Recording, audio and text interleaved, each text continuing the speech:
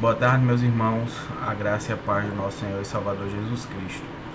Hoje, sem dúvida nenhuma, é um dia em que nós estamos entristecidos por causa do culto que foi suspenso, devido a todos esses decretos que foram colocados.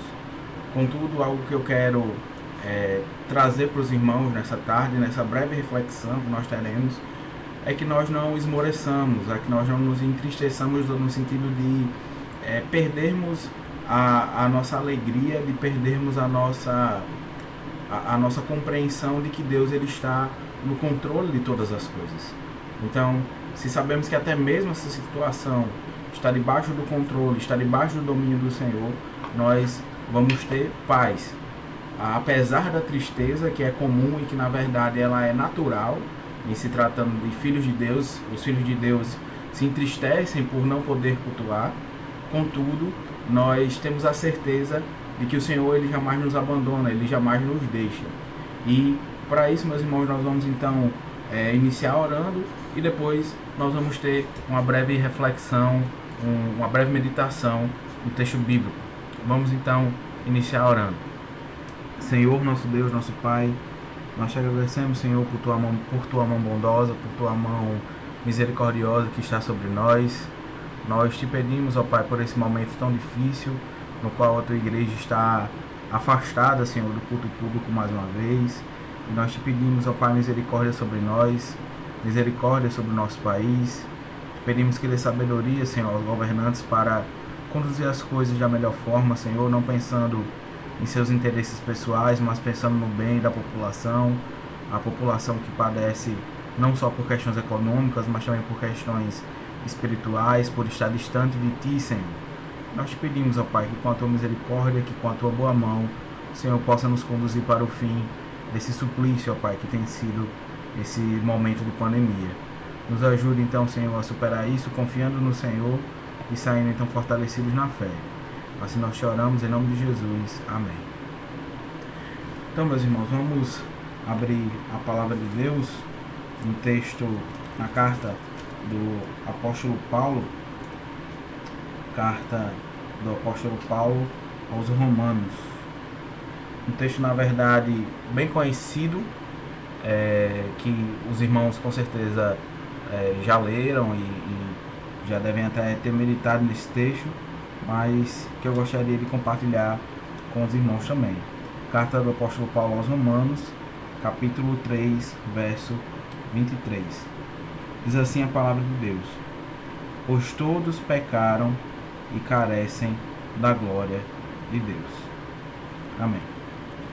Meus irmãos, uma coisa que nós temos que ter de maneira muito clara na nossa mente é que, ainda que a pandemia esteja espalhada e esse mal, essa doença, ela tem contaminado muitas e muitas pessoas e levado muitas e muitas pessoas a óbito, nós temos que ter ciência de que existe um mal muito maior no mundo e que causa de fato uma morte que não é apenas temporal, mas uma morte que é eterna, e esse mal é o pecado.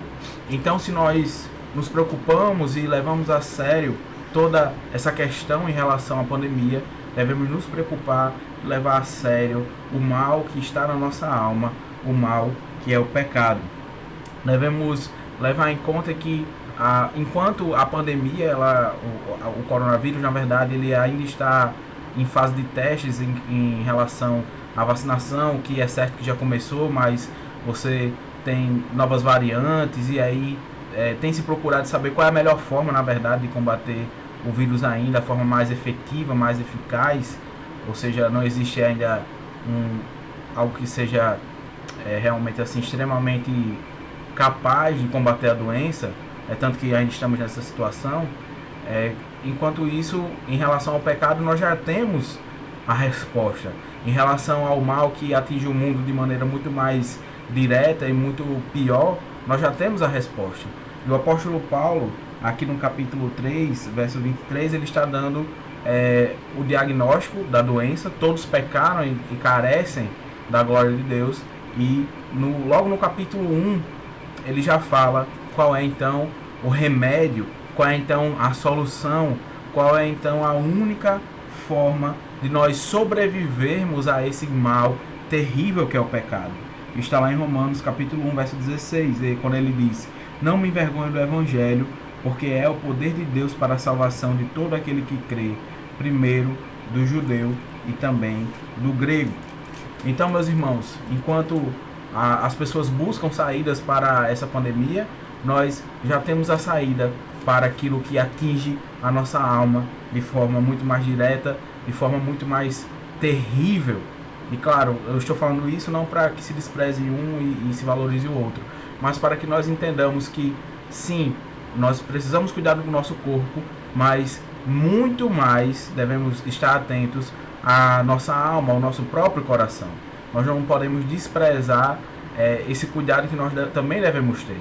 E uma das coisas, meus irmãos, que tem nos assustado muitas vezes nesse tempo é de que nós damos uma importância, uma proeminência muito grande às coisas da terra, não só aos bens da terra, mas também aos males, e acabamos nos esquecendo, nos descuidando daquilo que diz respeito ao nosso espírito, ao cuidado que nós devemos ter com a nossa alma. Nós devemos nos lembrar que nós somos totalmente depravados. A depravação total é uma realidade com a qual nós temos que lidar. O apóstolo Paulo ele vai falar sobre isso também, ainda no capítulo 3, um pouco mais anteriormente, no verso 10 até o verso 19, na verdade citando um texto do Antigo Testamento. Ele vai dizer: não há justo, nenhum sequer, não há quem entenda, não há quem busque a Deus, todos se extraviaram, a uma se fizeram inúteis, não há quem faça o bem, não há nenhum sequer, a garganta deles é sepulcro aberto, com a língua urdem engano, veneno de víbora está nos seus lábios, a boca eles a têm cheia de maldição e de amargura, são seus pés velozes para derramar sangue, nos seus caminhos a destruição e miséria, desconheceram o caminho da paz, não há temor de Deus diante dos seus olhos. E ele ainda diz: ora, sabemos que tudo que a lei diz aos que vivem na lei, ora, sabemos que tudo o que a lei diz aos que vivem na lei o diz, para que se cale toda a boca e todo mundo seja culpável diante de Deus.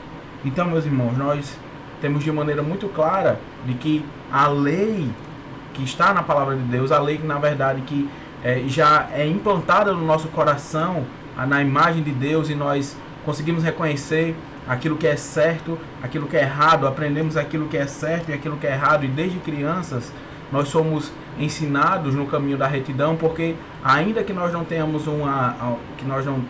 quando crianças uma educação cristã genuinamente falando, no sentido mais puro, mas nós temos a noção daquilo que é certo, daquilo que é errado, nós temos a noção daquilo que nós devemos fazer e daquilo que nós não podemos fazer. É por isso que o apóstolo Paulo ele vai colocar que justamente a lei do Senhor, ela nos acusa de uma forma ou de outra, porque ela já está gravada no nosso coração, porque nós reconhecemos essa lei através da luz da nossa consciência, e a nossa consciência mesma nos fere quando nós pecamos contra o Senhor. Veja no verso 21 do capítulo 3 o que ele vai dizer: agora sem lei se manifestou a justiça de Deus, testemunhada pela lei e pelos profetas, justiça de Deus mediante a fé em Jesus Cristo, para todos e sobre todos os que creem, porque não há distinção. Então, Paulo, claro, aqui ele estava falando entre judeus e entre gentios, e ele coloca justamente que não há distinção aqui no sentido de que mesmo aqueles que foram educados na lei como judeus, como aqueles que não foram educados exatamente na lei judaica, todos eles são acusados de pecado, porque o pecado ele está, como até nós vimos na nossa última exposição de Gênesis lá na igreja, ele está no homem. O pecado original, a nossa natureza pecaminosa nos faz cair nessa situação. Então, quando quando Paulo diz que não há distinção, isso nos lembra também lá o texto de Tiago, porque quando ele diz que Deus não faz acepção de pessoas para a salvação, é simplesmente porque todos nós já estamos condenados. Todos nós já nascemos em pecado. Então, se todos nós pecamos, se todos nós estamos nessa situação, e aqui fazendo um paralelo com essa situação sanitária que nós estamos vivendo, se nós todos estamos contaminados com o pecado, nós devemos ter muito claro que o único remédio, a única solução é aquela apontada pelo próprio Paulo em Romanos capítulo 1, verso 16, porque somente o Evangelho é o poder de Deus para a salvação de todo aquele que nele crê. Por isso, meus irmãos, que nós temos no nosso coração essa motivação tão preciosa, que é muito mais preciosa do que qualquer outra coisa. Veja, a gente poderia falar de saúde, necessariamente falando nesse período. A gente poderia falar sobre prosperidade, a gente poderia falar sobre coisas que são boas e que nós buscamos e que nós acreditamos que são bênçãos do Senhor quando nós temos, quando nós conseguimos, mas o ponto central não é esse. O ponto central da Escritura não é a nossa saúde, não é aquilo que nós temos e obtemos aqui, mas é aquilo que o Senhor Deus nos dá através de Jesus Cristo, que é justamente aquilo que ele fala do verso 23 para o verso 24, veja. Pois todos pecaram e carecem da glória de Deus. Aí ele diz então no verso 24, sendo justificados gratuitamente por sua graça, mediante a redenção que há em Cristo Jesus. Então, meus irmãos, como é precioso nós podermos ter o nosso coração aquecido por essa verdade. Então, talvez se você está entristecido nessa tarde porque nós não podemos nos reunir, talvez se você está com o seu coração aflito, com medo talvez de vir desse decreto se estender por mais tempo e nós ficarmos algum tempo afastados da casa do Senhor, e isso dói no coração de todos nós, e como eu já disse, isso é até um sinal bom, porque isso mostra que nós sentimos falta de estar reunidos, de estar prestando culto ao nosso Deus. Mas eu quero dizer que, acima de tudo, se alegre no Evangelho, se alegre na redenção, se alegre na salvação que você recebeu. Porque ainda que o seu corpo sofra com os males desse mundo, e todos nós estamos sujeitos a isso, todos nós estamos sujeitos a pegar não só essa doença, como qualquer outra, como sofrer um acidente, enfim, as desgraças são inúmeras, mas a questão é, em Cristo nós temos a redenção gratuitamente.